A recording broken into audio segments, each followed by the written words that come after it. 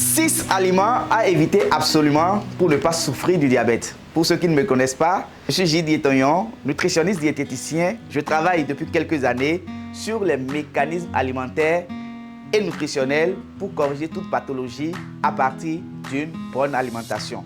Je sensibilise également sur les mauvaises pratiques alimentaires pour un mode de vie sain. Je suis également auteur de plusieurs ouvrages dans la nutrition, notamment la perte de poids, le diabète, l'hypertension et bien d'autres maladies. Aujourd'hui, on va parler d'un sujet qui concerne de plus en plus de personnes, le diabète. Mais surtout, on va voir ensemble 6 aliments que vous devez absolument éviter si vous voulez protéger votre santé et réduire le risque de diabète.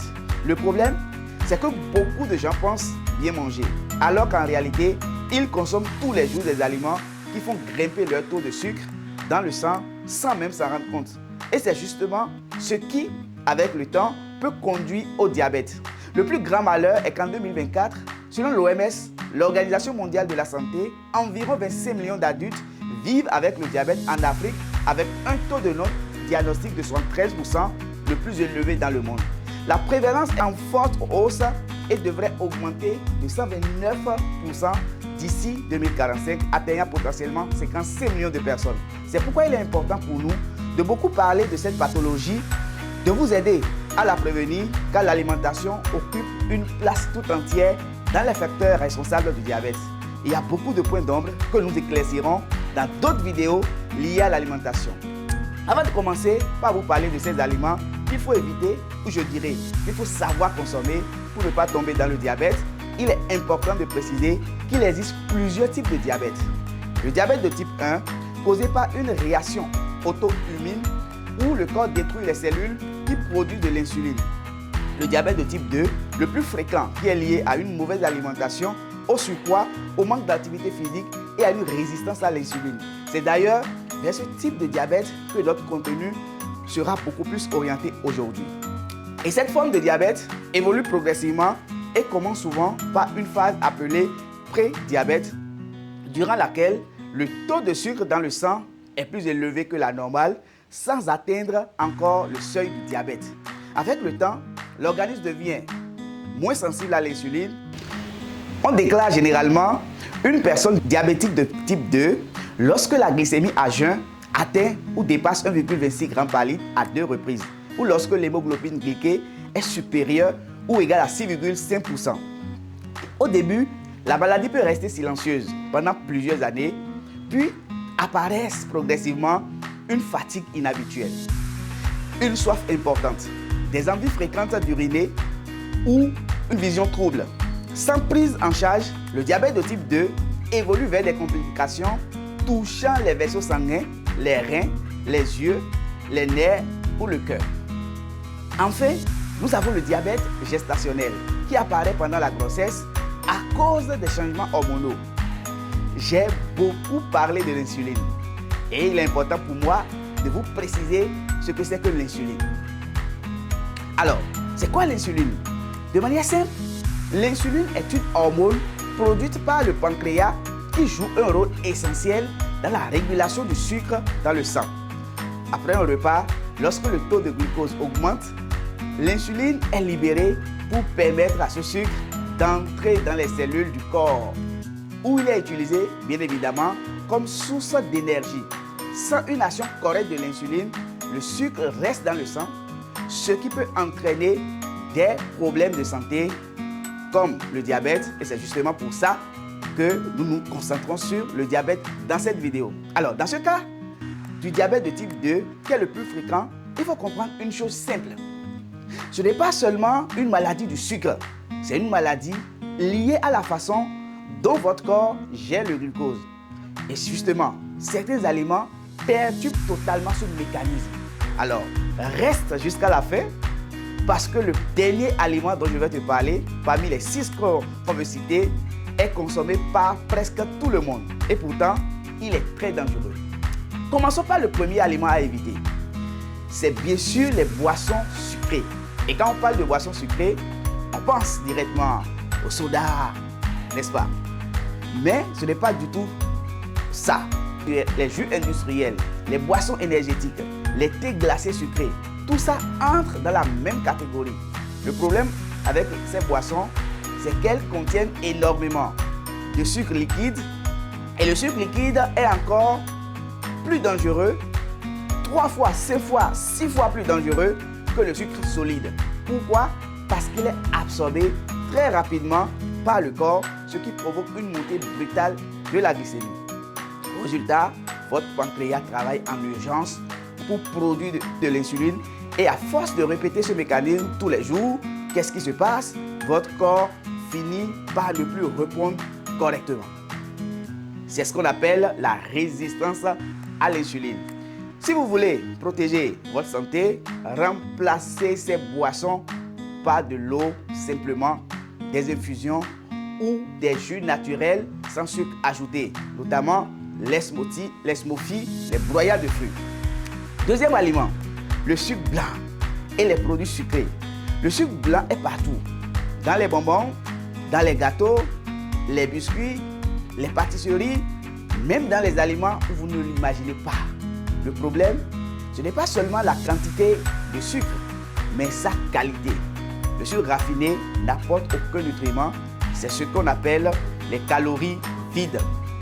Quand vous en consommez, votre glycémie monte très rapidement, puis redescend brutalement.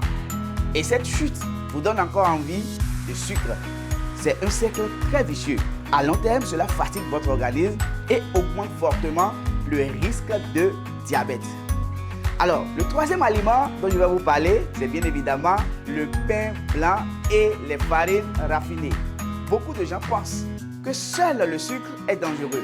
Mais les aliments comme le pain blanc, les pâtes blanches ou le riz blanc peuvent avoir un effet très similaire dans le corps. Pourquoi? Bien évidemment, parce qu'ils sont rapidement transformés en glucose une fois consommés. Cela signifie que même si vous ne mangez pas de sucre, votre glycémie peut quand même monter très rapidement lorsque vous consommez ces aliments. La solution n'est pas de supprimer totalement ces aliments, mais de privilégier les versions complètes, c'est-à-dire les pains fabriqués à base, c'est-à-dire le pain complet, le riz complet, la farine complète, etc. Quatrième aliment, les aliments ultra transformés. Ce sont tous des produits industriels. Les chips, les snacks, les plats préparés, les sauces industrielles, ces aliments sont souvent riches en sucre caché, en mauvaise graisse et en additifs. Le problème, c'est qu'ils perturbent complètement le fonctionnement naturel du corps. Ils favorisent la prise du poids, l'inflammation et surtout les troubles de glycémie. Plus vous mangez naturel, mieux votre corps fonctionne. Et vous ne rentrerez pas dans les problèmes de diabète. Cinquième aliment, les fritures et les graisses de mauvaise qualité. Les aliments frits comme les beignets, les frites ou certains plats de rue sont très populaires, mais ils sont dangereux quand ils sont consommés régulièrement.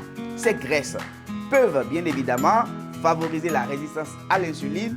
Cela signifie que même si votre corps produit de l'insuline, elle fonctionne. Même si votre corps produit de l'insuline, elle ne fonctionne plus correctement. Et c'est l'une des causes principales du diabète de type 2, tel que je l'ai expliqué précédemment. Enfin, le sixième aliment, c'est peut-être le plus surprenant, les jus de fruits. Les jus de fruits et même certains jus naturels en excès. Beaucoup de gens pensent que boire du jus de fruits est toujours sain, mais en réalité, un verre de jus de fruits peut contenir autant de sucre qu'un soda. La différence, c'est qu'il n'y a plus de fibres. Et sans fibres, le sucre passe très rapidement dans le sang. Cela provoque exactement le même effet que les boissons sucrées. À ce niveau, ce qu'il faut préciser est qu'il est important est que lorsqu'on transforme un fruit en jus, on retire presque toutes les fibres qui sont pourtant essentielles pour ralentir l'absorption du sucre. Résultat, le sucre du jus passe très rapidement dans le sang, provoquant un pic de glycémie et une forte libération d'insuline. À force de répéter ces pics, le corps peut devenir moins sensible à l'insuline, ce qui augmente le risque de diabète. A l'inverse, manger le fruit entier est beaucoup plus bénéfique.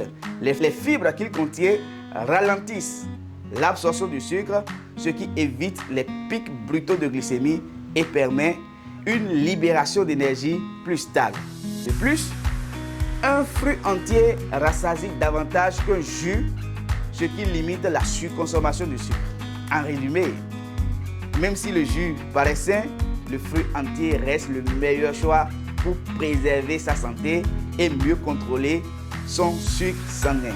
Maintenant, ce que vous devez retenir de manière globale par rapport à ces aliments cités, ce n'est pas seulement d'éviter la consommation de ces aliments, mais surtout d'adopter une alimentation plus naturelle et équilibrée. Mangez plus de légumes, de fibres, de protéines de qualité, buvez de l'eau et réduisez les produits industriels. Et surtout, faites des choix conscients chaque jour et faites-vous accompagner par des spécialistes qui vous aideront à établir un plan alimentaire personnalisé. Un plan alimentaire personnalisé et idéal à votre organisme. Parce que le diabète ne vient pas du jour au lendemain. Il s'installe petit à petit à cause de nos habitudes. Si vous avez trouvé cette vidéo utile, abonnez-vous à la chaîne Ideal Nutri, activez la cloche et partagez cette vidéo avec quelqu'un qui doit absolument voir ça. Votre santé commence dans votre assiette et aujourd'hui, vous avez le pouvoir de changer les choses. À bientôt, à très bientôt pour une prochaine vidéo.